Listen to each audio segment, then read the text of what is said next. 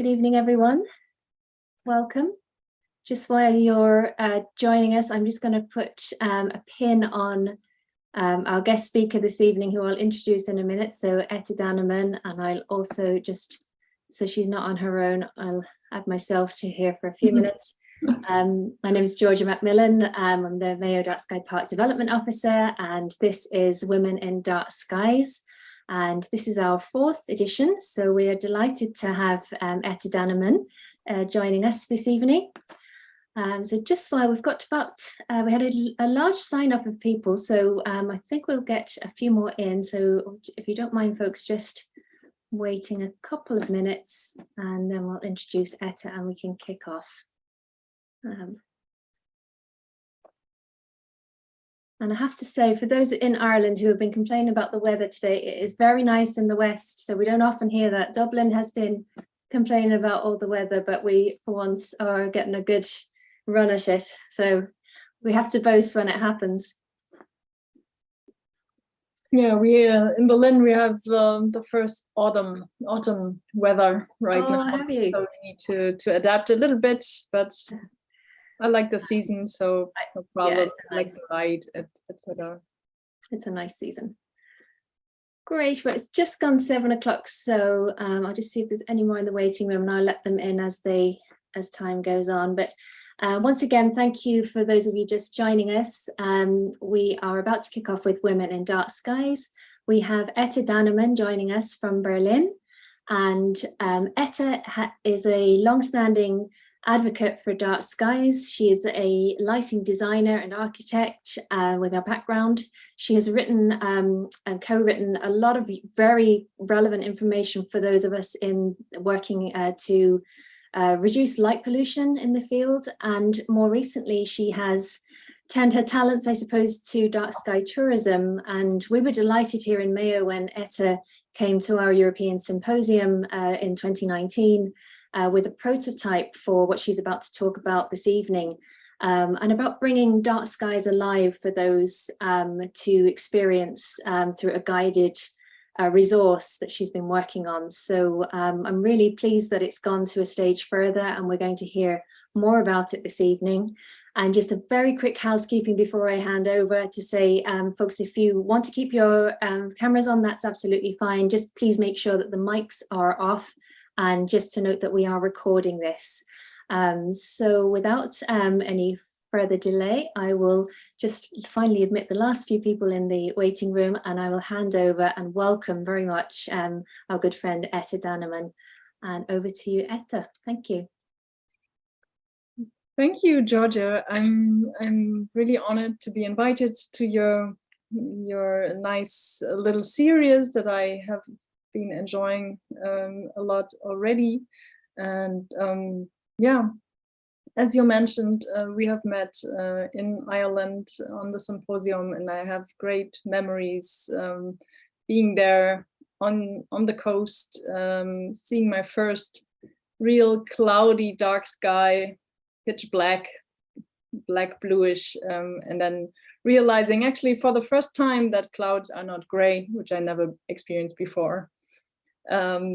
So yes, I have been a lighting designer before, and since 2015 I'm interested a lot, actually since a symposium in Montreal, an Allen conference. I'm really interested in the topic, and I have been working a little bit in research. I have done this research project, Light Pollution, a Global Discussion, and we interviewed 200 experts about light pollution at that time and produced an ebook that is still available. The name is Light Pollution Discussion .net. You can still watch it or read it there.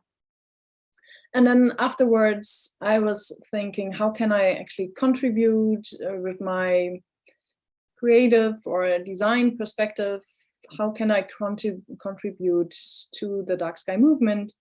And what I did was founding a company that actually brings has a perspective on the experience, the actual dark sky experience.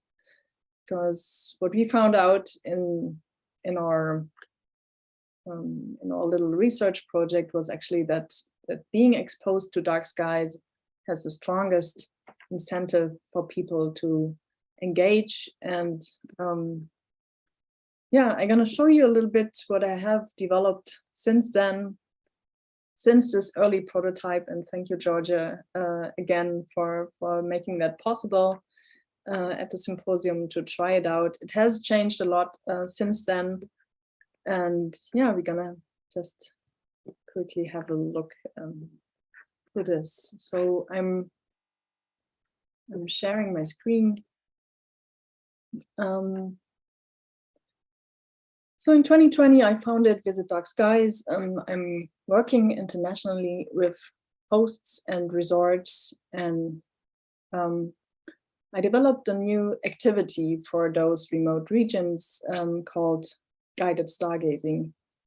And again, Georgia, I wanted to thank you for your engagement here, and what I picked here is this nice picture of children picture at the time. People were doing this in your little area there, and I liked it a lot. So VISIT Dark Skies actually is a publisher, you can say, of experiential products on light and darkness, and it's all about nature experience based on scientific knowledge. And I work with nature parks and tourism operators in remote regions. And I chose to do that as a commercial project because I felt there's a gap. There's a gap at the transition from maybe ecology or astronomy or dark sky activism towards the commercial industry. And being a commercial entity myself, I can work better in this field, and I will show you how that maybe translates later to some impact. So guided stargazing means watching the night sky for half an hour. And after 20 minutes, there's a wow effect, right? Or after half an hour, because your eye takes that long to fully adapt to darkness. And watching the night sky for such a long time is something that is actually super easy to do, but maybe it has been a long time that you haven't done it, or maybe you have never done it for such a long time, and it's really an intense experience. And what I developed was an audio file that helps you watch the night sky. And this is actually the product that that I created. So the benefit is we talk about the Big Dipper in the Northern Hemisphere. Of course, it's only possible at the moment. And most people expect it a little bit. It's your private star tour a little bit in the first part, and in the second part there's something else. I will come to this later, and you can, with the audio file, with the activity, you can relax and get some distance from everyday life, and you can enjoy actually the darkness adaptation of the eye. So you can also do group events, having small speakers. As you can see, maybe in the middle, we have those small speakers that are connected. So it's not super loud for the one, for the left side, and super quiet for the right side. It's just right for everybody then. And it's an interesting connecting activity. So people enjoy it as a group, and it's super easy to do. There's no big deal, and still you feel intensely connected afterwards. So what's the difference from a podcast? So it's a beginner product. Actually, it's made for people, first-time visitors, and it's especially developed to accompany this process of sinking into the night sky. It's not meant for kind of a fan community that always gets new content about the stars or so, but it's rather something that helps you, find into the activity of contemplating. And that's it is offered on site, where people join a dark sky park for the first time, for example, and then they can do this activity as an addition to a star tour, or also as an alternative.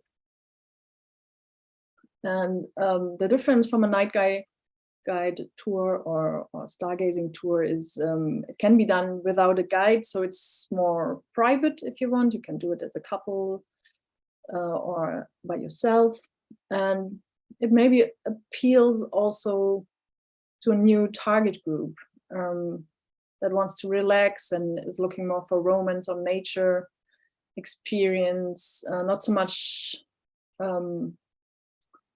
for astronomy or for explanations, right? It's more a touristic product. And as I said, it has two parts. There's some knowledge about the Big Dipper, some stories about the Big Dipper, finding the North Star, etc. And a story about the Hubble Deep Field. And in part two, there's a perception exercise where we start with one star and then we get broader and broader in our view. And this is actually something that is that I developed because the eye is more capable to see on the edges of the vision field when it's adapted to darkness. And this is something that we rarely experience. And with that perception exercise, we try to inspire people to try that out. And we get really good feedback about it. And yeah, the underlying music that it shows consists of sounds without repetition. So it gives you a certain feeling of timelessness. And maybe we can listen in a little bit to those parts. At first glance, the starry sky is a great jumble of thousands of points of light. We humans have always felt an urge to bring order to this chaos. In the northern night sky, 7 bright stars form a striking constellation. We call this arrangement the Big Dipper. According to Greek mythology, the constellation depicts a chariot full of wineskins. A poor shepherd had offered his shelter to Dionysus, the god of wine. In return, Dionysus explained to the shepherd how to make wine. So this is the first part, and then let's listen to the second as well. By now, the part of the sky that will appear brightest to you is not the particular spot you are looking at, but rather the area next to it. Astronomers use this peripheral vision technique to see very faint objects. They deliberately look slightly past the object they're interested in.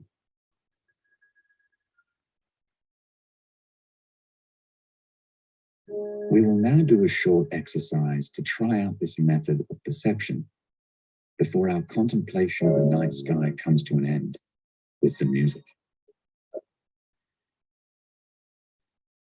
Let your gaze wander across the sky, across the entire expanse of the sky. Look for a celestial object that you find interesting. Have you found a star? Then concentrate exclusively on that star. So as you can see, we have worked a lot on the speed of the thing. So right now you might be sitting in front of your desk, but you need, of course, imagine you're in a remote location, and then it's just the right slow speed. And I think you all have been in such a location, so maybe it's easy to visualize this. If you want to know more about the darkness adaptation, or about my motivation, I have a blog where you can read some things. I also interviewed my co-author who wrote the first part. I wrote the second part, and so now we have an audio file, and what is actually the concept, or the business concept, the social business concept maybe. And I'm going to talk a little bit about this as well.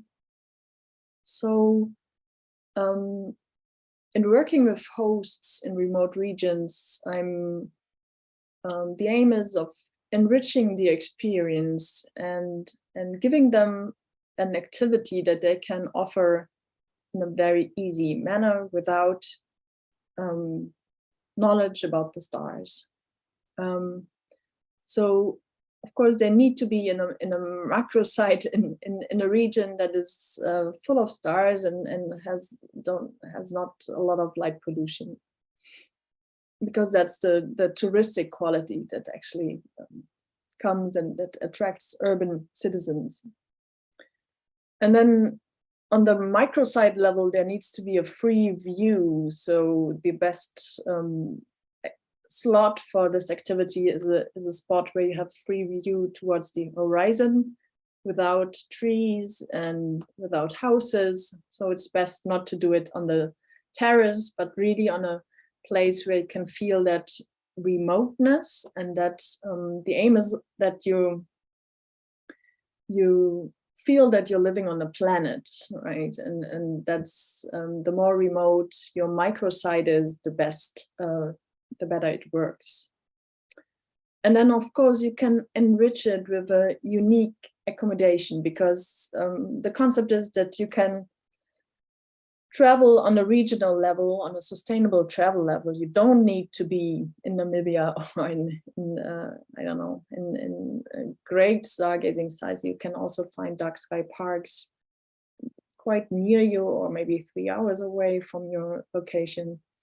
And then you might enjoy some nice tiny house or things like that. So I'm looking towards this kind of hosts, and I think there are many design opportunities today where people can, even if they have a small house and they have a lot of land, they can create an accommodation.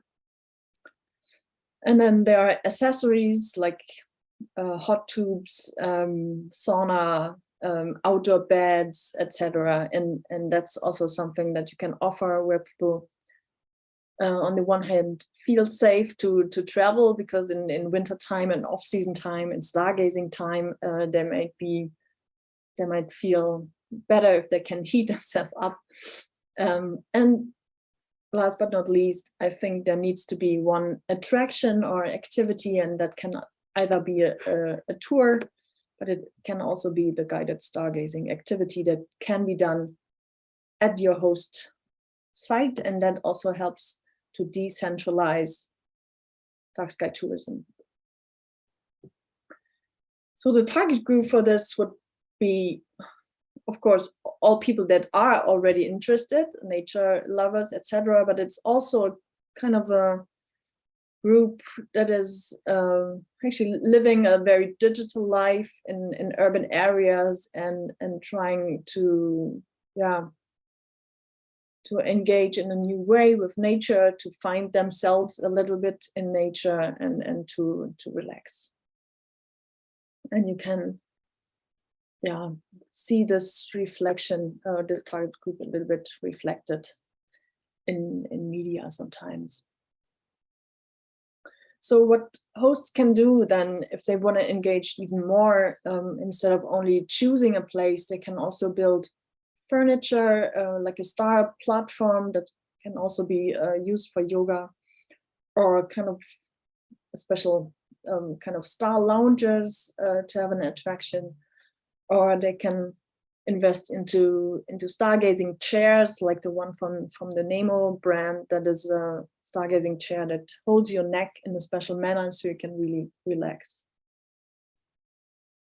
And I cooperate with furniture or with design companies that I like or that I find useful. And this is, for example, Hang Sofa. They developed a bench or a platform that can be installed without fundaments, without concrete fundament. It's only stick into the earth and still holds. So that's also very sustainable. And the idea is then that hosts can create their own services, like a picnic, or they can rent out a package consisting of outdoor speakers or hot water bottles or blankets and chairs. And this is how they can make money with the audio file. Instead of only selling this, they sell like a stargazing package for people that want to experience it. And then in terms of cooperation, there's either the way that guests buy the audio file on our homepage and stream it, and hosts can cooperate and just send them to us.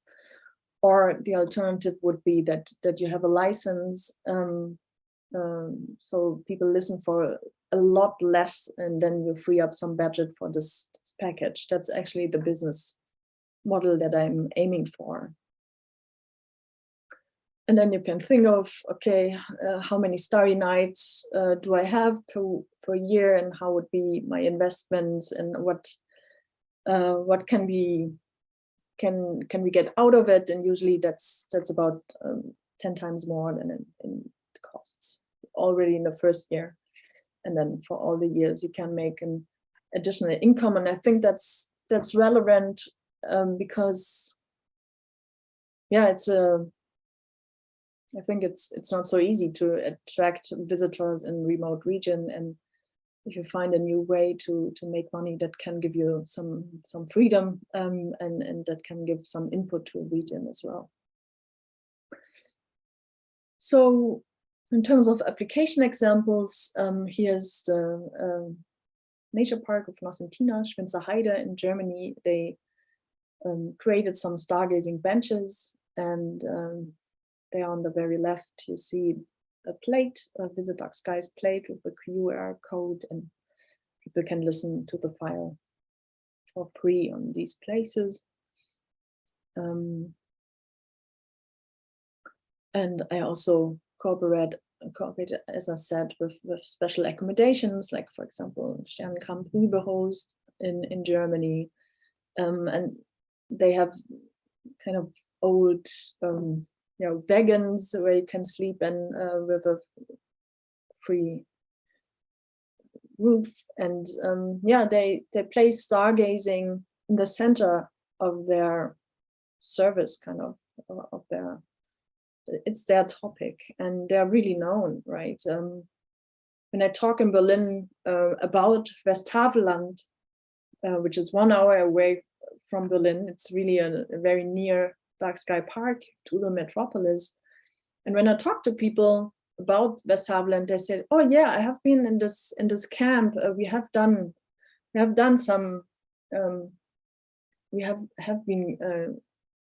were there." And it's super interesting how one location actually, kind of owns this story of being there. So you can really, if you focus on stargazing as a host, you have really an advantage. And these are accommodations from Million Stars campaign in Switzerland, just to show how creative people are with establishing beds under the sky, and that may be an inspiration for you as well to create a new service, like being brought to the nowhere with the little flying bed here. And this is, I'm super proud. I have my first cooperation partner in the US now. It's Grand Canyon Clear Sky Resort. And as you can see, they put stargazing in the middle of their value proposition. And there's also a new kind of of some companies putting nature experience at the center for people that live, as I said, maybe in urban areas, just want to stay for one night, do not want to worry about camping or so. So they get their own little hotel room close to nature. And so this is also a cooperation partner.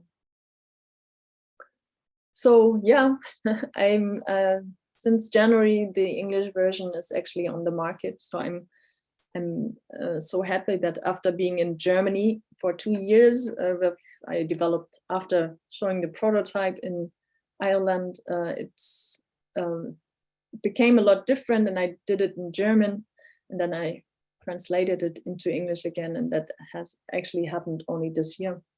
So yeah, looking forward maybe to work with you if you are interested. And of course, I'm open to all questions, and yeah, that's it for the moment. I'm happy to talk with you if you would like to ask me, please do. That was lovely, Etta, thank you. I don't know if there's any, I'm going to ask, I didn't introduce a co-host here. We have Jed, who's co-hosting, and he might have a point actually, because he's experienced your prototype. But if I can maybe unshare your screen and open it up, so if anyone does want to ask questions, they feel more like it's a meeting room and we can all see each other. Let me just remove the spotlight so we can see everyone. So I can't, without putting pressure on Jed, but he's there as co-host. Hello there. Hi, Etta. Hi. Sorry, I should put my video on, really. Yeah. There we go. Thanks for a great presentation. I can say from my own experience that it is an absolutely beautiful narrative of the night sky, and to be out in nature and to have that calm and voice bringing you through an orientation of the night sky is really, yeah, it's delightful. And I'm really impressed with all the other you know, all the other partners that you've started to work with along the way. Some of the accommodation there looks absolutely fantastic. So yeah, but I think we're due another trip to Berlin at some stage, and maybe you can show us around. It's great to see the examples there, Etta, that you've developed, and hopefully this might encourage. We're always trying to encourage astrotourism and dark sky tourism in this region, and new people to get involved, perhaps with especially those unusual types of accommodation that you showed. I think that's quite inspiring, especially for people who might have a bit of land and not know what to do with it in a remote region such as where we are, or elsewhere in Ireland. Indeed, there's lots of opportunities, I think, to look at that and to host people. And you're doing it in quite it's a nice way. It's kind of a social enterprise direction. You're using your experience and your advocacy for dark skies, which I like a lot. So I don't know if, can I invite anyone else for questions or comments if they have we have about 40 people in here, or if anyone wants to, if they're a little shy, they want to pop something in the chat box. Any questions? Let's have a look. We have a nice, somebody's popped in. Thank you so much, Etta. Can you send the presentation via email? and so I think we can arrange that. And oh, Teddy, hi Teddy. Teddy's in Germany too, so hiya. She's going to be a future Woman in Dark Skies for us. So I might ask you to unmute, Teddy, and you have a question, so that would be great. Yeah, I have a question for Etta. Hi, Etta. Can you hear me all right? Yes. Yeah. Okay, great. So how does it work with the app if, obviously if somebody's at a remote location and they might not have good internet service, right? So is the app something that you actually just download? Yeah, you can stream it, but if internet is there or not there, you can download it before, just as a usual MP3, and then you can play it on your smartphone. So it's not an app in the App Store, because in the App Store you actually need to pay 30% for Apple. And I prefer to give that percentage or even more to the host that I'm cooperating with. So I think it works well streaming directly in the browser. Many people prefer that actually as well. Okay, I didn't realize that. So, but if it's on a browser, then it's not dependent on internet service. No, it is dependent on internet, but you can also download it before. Okay. And then you need to download it to the downloads folder of your smartphone, and then it's played from there. Thank you. Thanks, Teddy. I think Frank Prendergast, hi Frank, he's in Skerries near Dublin, so welcome. Hi, Georgia.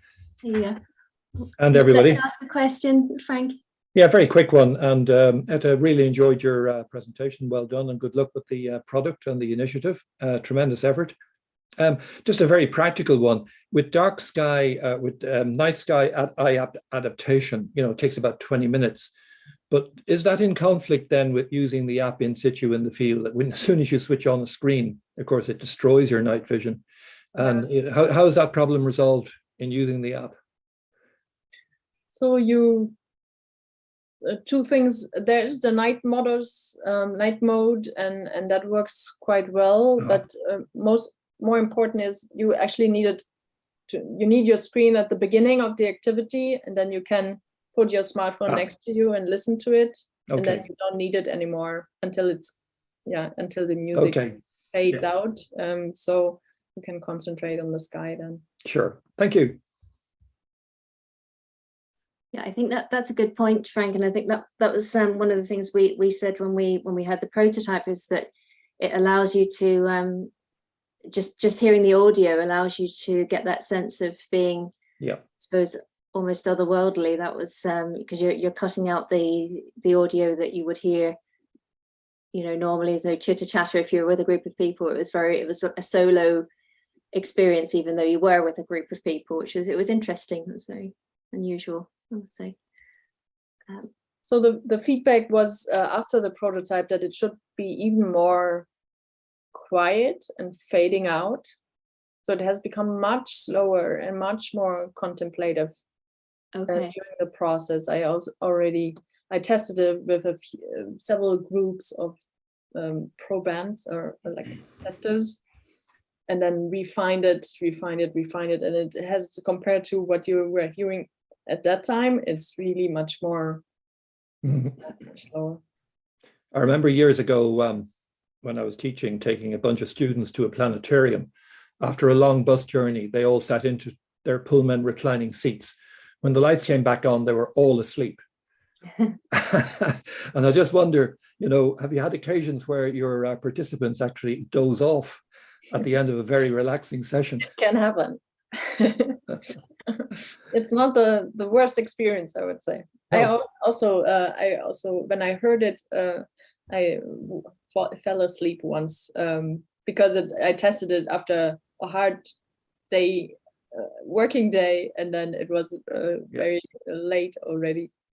So yes, can happen. I think that's a positive. Yes.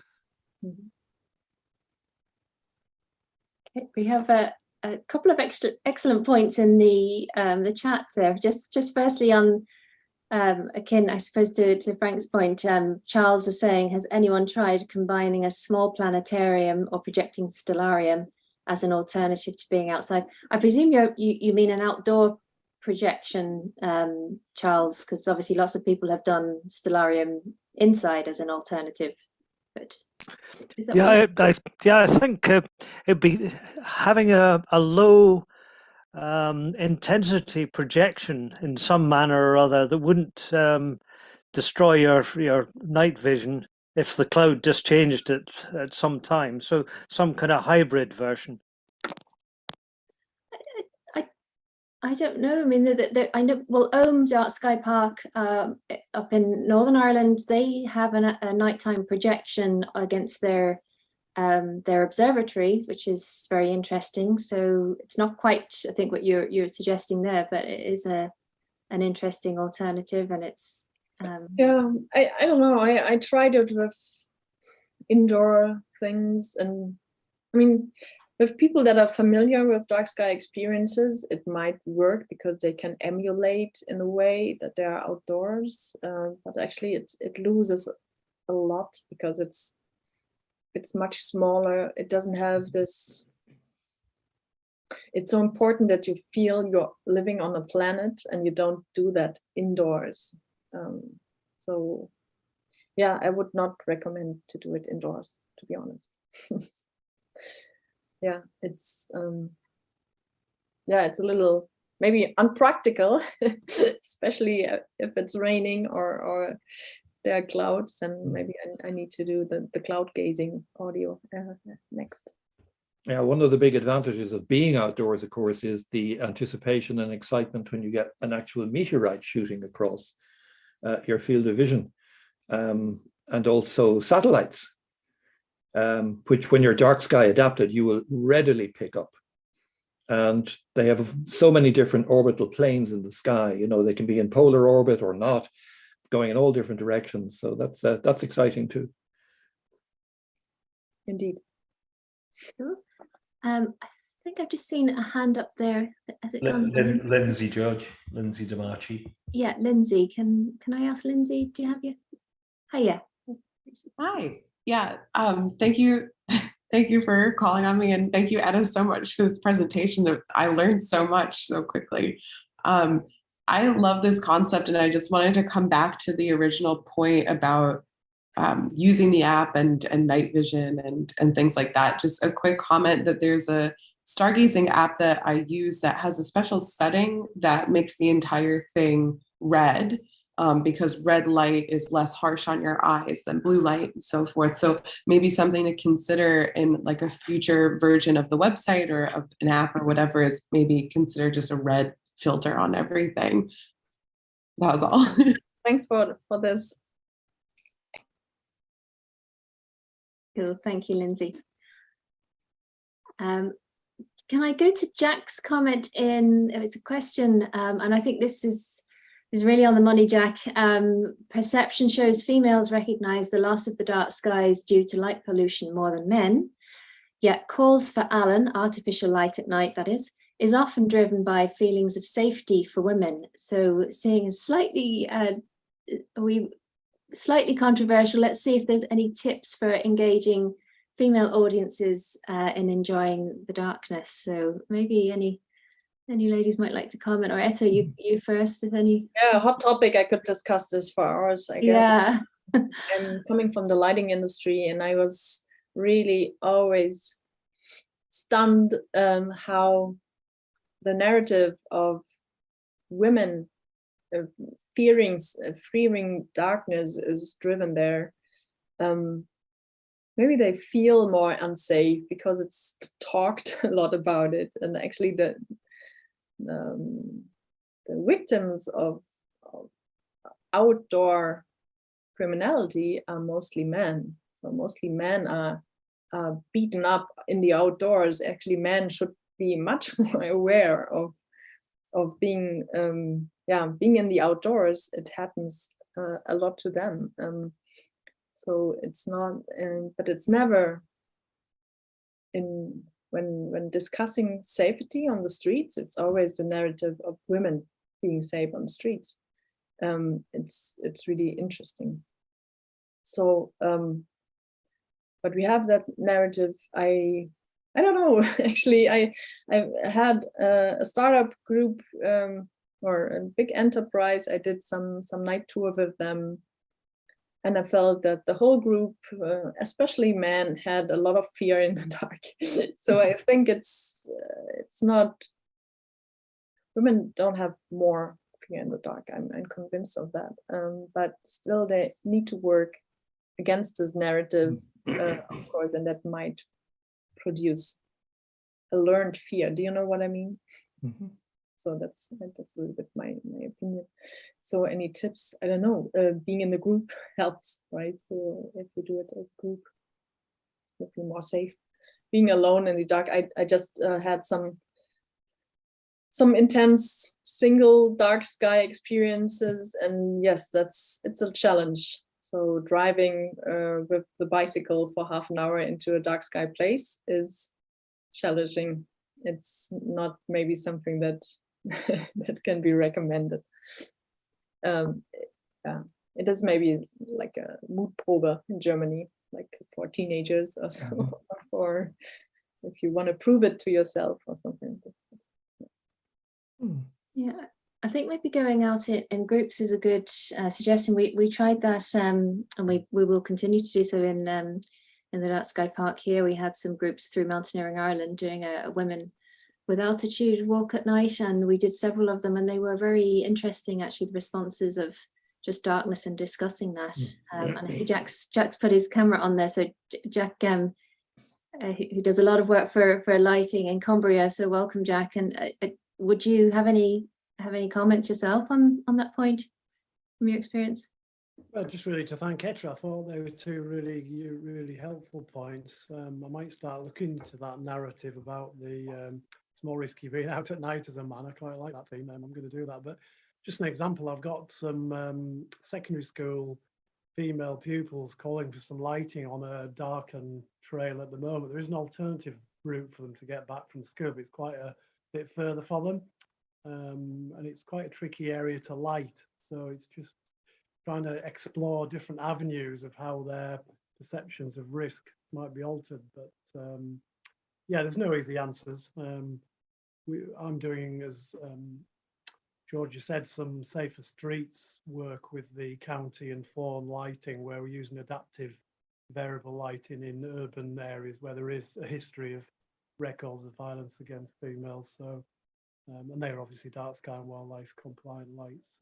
Anyhow, I'll shut up. Thank you, Georgia, and thank you, Etta. Thank you very much, Jack.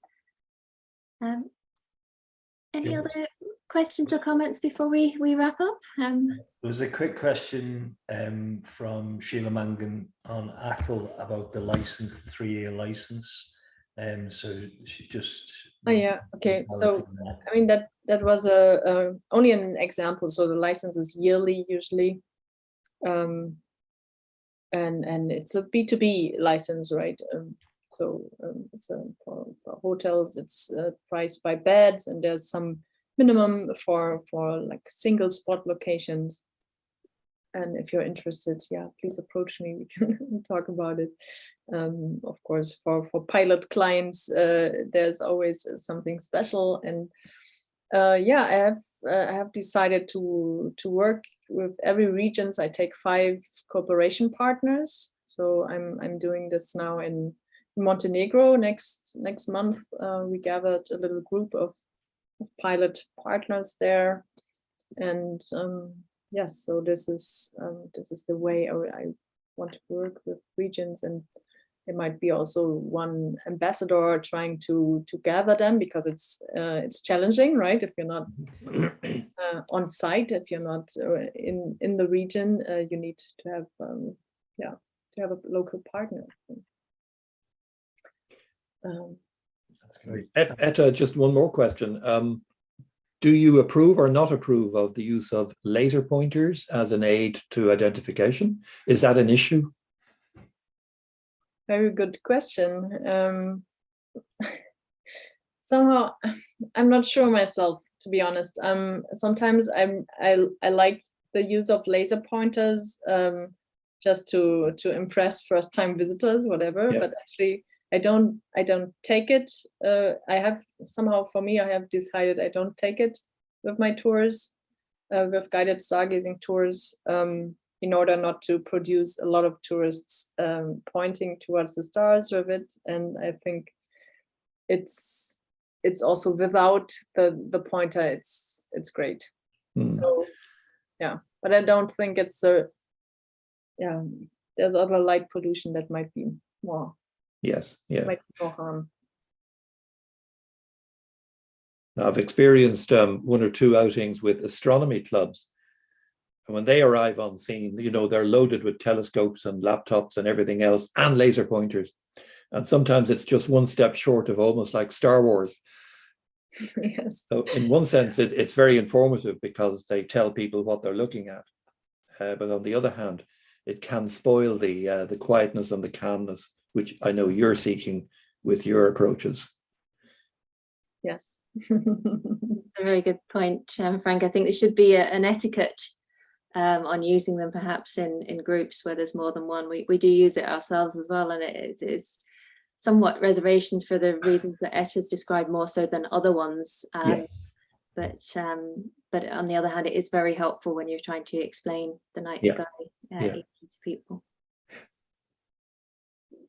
Well, I think on that note, I think we might all be out of questions. So Etta, do you have any last comments or advice for people?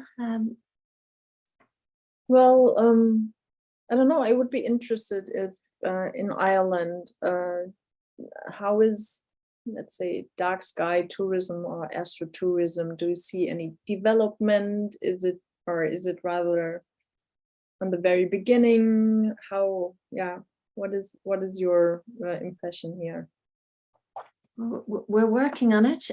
We actually, Sheila's still on. Sheila is one of our dark sky ambassadors, so we do training courses ideally once a year. It hasn't been with COVID, but next year we'll have another one where we train local businesses in stargazing and the benefits, I suppose, of dark sky tourism and what it can bring during the off season particularly.